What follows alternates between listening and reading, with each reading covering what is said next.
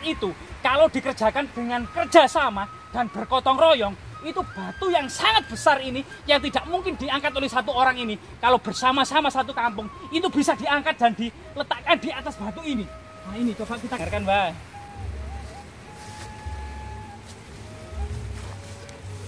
Ya, Mbaknya bilang ini harus diuri-uri ya, harus dilestarikan ya, harus dibuat saudara ya. Apa itu? Ular tadi, ular hitam itu loh. Gandol di semak-semak belukar itu loh. Jadi ular yang bergelantungan ya.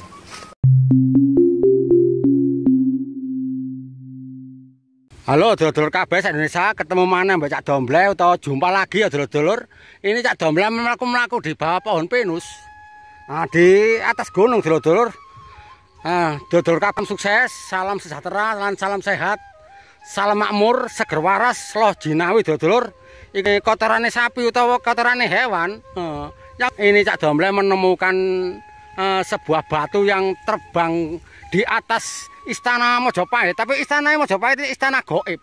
Nah, seperti ini, mari kita masuk nang hutan kono dulur-dulur yo. Dulur kabeh ngapunten kathah nggih. Salam sehat, salam sukses, salam sejahtera. Kupat lepet taline janur, andun slamet saumur-umur. Gak tegal yo gak sawah, gak mangan yo gak betah. Korek kelontongan watu titikan, klepean yo kloyongan oleh setitik satokan. Wis talah dulur krikil anake watu, ayo dipikir ambek mlaku dulur-dulur. Iya. Memang kadang pengetahuan kita terputus dengan masa lalu ya, apalagi ribuan bahkan jutaan tahun silam ya. Jadi pengalaman sejarah Pulau Jawa ini menghadirkan pengalaman manusia 1,5 juta tahun silam. Bahkan Van Heckeren, ahli prasejarah, itu pernah menelisik dan mengungkap di daerah sini. Kita berada di perengan, di ereng-ereng sebuah gunung ya.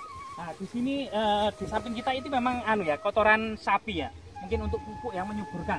Nah, di sini kita ngerusuk ya. Nah, memang ada data ya, data dalam kepurbakalaan megalitik prasejarah Van Heckeren.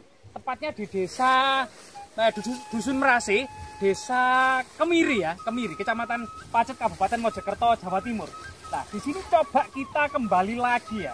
Jika kemudian tahun 1980-an gitu ya, itu Van Heckeren sudah kemudian mencatat secara rinci jejak-jejak peninggalan megalitik ya, prasejarah di daerah ini. Tetapi kemudian pengetahuan itu entah sebab apa gitu ya, mulai terkikis dan mulai terlupakan. Coba kita mengungkap kembali, renaissance ya, rebirth, yaitu kelahiran kembali tentang pengetahuan masa lalu ya. Nah itu kita coba, kita menelusuri sebuah bukit ya. Nah di sini itu warnanya itu kekuning-kuningan. Apakah mengandung emas ya ini? Biasanya kalau kekuning-kuningan ini mengandung emas biasanya ya. Nah kita juga tidak tahu ya. Ini banyak batuan-batuan yang kemungkinan mengandung emas juga ya daerah sini. Karena memang berwarna kuning. Nah di sini kita ngerusuk. Nah di dalam hutan, terutama hutan pinus, yang konon katanya di hutan ini itu ada semacam jejak prasejarah. Nah, di sini salah satu tanaman yang sudah kemudian generasi muda sudah tidak mengenali lagi. Itu tanaman lontar. Nah, tanaman lontar ya, dimana kemudian daun-daunnya pada masa lalu ini merupakan media tulis menulis, yaitu daun lontar. Kitab-kitab lontar ya, Negara Kertagama, kitab-kitab kuno itu ditulis dalam catatan-catatan daun lontar. Ya seperti ini penampakannya. Nah ini apa yang digali ya? Ini ada jejak penggalian ini. Siapa yang menggali ini ya? Entah sebab apa ya ini digali ya. Nah ini digali ini ya. Apa penggalian arkeologi artefak ya? Kita juga tidak tahu ya. Tapi di sini batunya warna kuning, kekuning-kuningan. Emas-emasan. Lah, dari sini kita akan melihat jejak magis ya. Sebuah batu terbang, melayang ya. Coba kita dekati ya. Jadi kita pelan-pelan saja. Karena medanya cukup sulit ya, apalagi pohon pinus ini. Nah, kita kena getahnya pohon pinus ini. Nah ini pohon pinus yang diambil getahnya. Ini jalanan ini agak rusak. Ini ada tanaman salak ini. Ini ada tanaman salak dalam hutan ini. Nah, salaknya itu lagi mentil. Nah ini salaknya itu lagi merentil, merentul, lagi baru bijinya baru muncul, jadi belum tua, ini masih kecil-kecil, jadi masih merentil ini. Ini dalam hutan ini berdua saudara ya. Apa itu? Ini ular tadi, ular hitam itu loh. Gandol di semak-semak belukar itu loh. Jadi ini ular yang bergelantungan ya. Jadi kita coba pelan-pelan ya, Mbak. Nuwun sewu, Mbak. Permisi, Mbak. Nuwun sewu, Mbak. Permisi, Mbak. Coba kita, apakah ada semacam kayak ada jejak prasasti ya di sini ya? Nuwun sewu, Mbak. Permisi, Mbak. Rahayu. Permisi, Mbak. Apakah ini tulisan kuno ya? Atau simbol gaib yang ada di batu ya? Nah, ini coba kita ya, kita bersihkan ya. Ini sangat misterius. Tapi yang sangat misterius itu, nah ini kita tidak sengaja dan ini cukup terbengkalai ya. Hampir tidak ada yang merawat dan nguri-uri, apalagi meregistrasi. Coba ini batu yang sangat luar biasa. Mbak, nuwun sewu, Mbak. Permisi, Mbak. Mbak, permisi, Mbak. Mbak, nuwun sewu, Mbak. Permisi, Mbak. Amit, Mbak. Amit, Mbak. Amit, Mbak. Amit, Mbak. Permisi, Mbak. Amit, Mbak. Amit, Mbak. Permisi, Mbak. Rahayu. Permisi, Mbak. Amit, Mbak. Permisi, Mbak. Ini batu terbang ya. Coba kita hormati ya. Rahayu.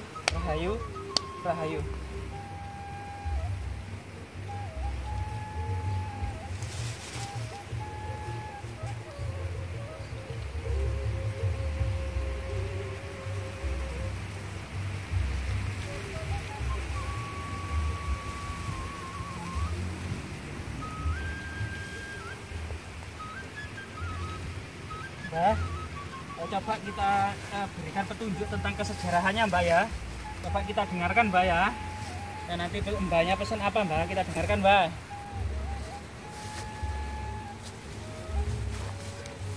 Ya, Mbaknya bilang ini harus diuri-uri ya, harus dilestarikan ya, harus dibersihkan, harus dirawat. Karena ini merupakan asal-usul dari leluhur desa ini. Asal-usul dari leluhur desa ini dulu itu ceritanya adalah sebuah menhir atau batu menhir ya. Itu merupakan salah satu simbol gotong royong masyarakat. Di mana ada batu besar di arah sana itu dengan gelondongan kayu itu ditumpuk di sini dengan bekerja sama. Kemudian kerjasama dalam mengangkat batu besar inilah merupakan wujud solidaritas dan gotong royong pada masa lalu. Yang kemudian pesannya leluhur kita itu harus terus dilestarikan.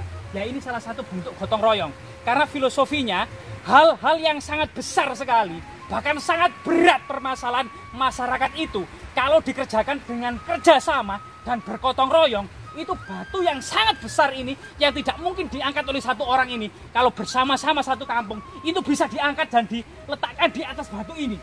Nah ini coba kita kelilingi ya. Ya, terima kasih Mbak atas kemudian nasihatnya. Terima kasih Mbak atas nasihatnya. Jadi ini adalah jejak-jejak peradaban megalitik yang pernah didata oleh Van Heckeren ya. Coba kita keliling ya. Dan ini cukup terbengkalai ya, terusuk sekali. Dan ini jejak megalitik ya.